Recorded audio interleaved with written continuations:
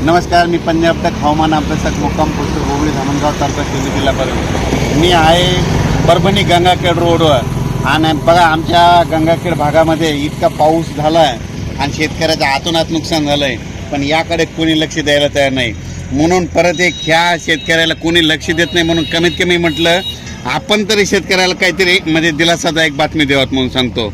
तर खरं पाहिलं तर ह्या गंगाखेड परभणी रोडवरचे इतका पाऊस झाला, इतका पाऊस 1 महिना सारखा पाऊस पडायला आहे. त्याच्यामुळे सगळ्या शेतकऱ्यांचे कापसाचं पीक आलेलं आहे, ते सगळं पाणी जास्त झाल्यामुळे जात आहे.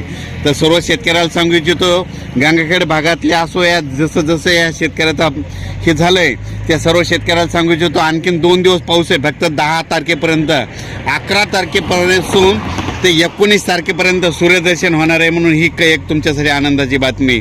तर परत राज्याचा परिस्थिती बघितली तर राज्यामध्ये जवळपास आता सांगायचं झालं तर 19 तारखेपर्यंत म्हणजे हवामान कोरडं राहणार आहे, सूर्यदर्शन होणार आहे. म्हणून शेतकऱ्यांनी हा अंदाज लक्षात द्यायचा.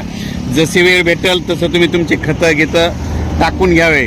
आणि परत सांगतो की हा पाऊस फक्त नाशिक, इगतपुरी, धुळे, जळगाव, त्याच्यानंतर जळगाव जामोद, त्याच्यानंतर बुलढाणा, अमरावती, अकोला, अकोट, चांदूरबाजार आणि नागपूर या पट्ट्यामध्ये मात्र थोडा पाऊस चालू राहणार आहे. म्हणून हा अंदाज लक्षात घ्यायचा. पण राज्यामध्ये मराठवाड्यामध्ये मात्र 11 ऑगस्टपासून ते 19 ऑगस्टपर्यंत चांगलं कडक सूर्यदर्शन होणार आहे. म्हणून शेतकऱ्यांनी हा अंदाज लक्षात घ्यायचा. त्याच्यानंतर सर्व शेतकऱ्याला सांगू इच्छितो, त्याच्यानंतर सूर्यदर्शन पश्चिम महाराष्ट्रात देखील होणार आहे, मराठवाड्यात देखील होणार आहे.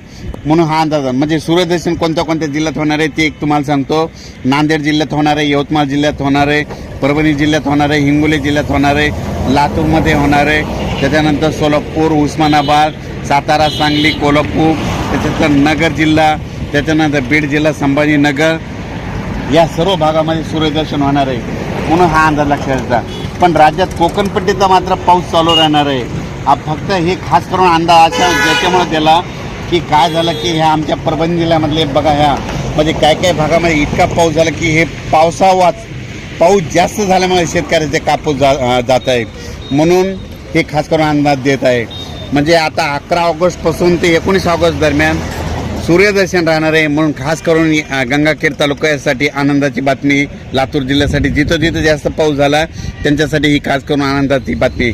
अचानक वातावरणात बदल झाला तर लगेच एक मेसेज दिला जाईल.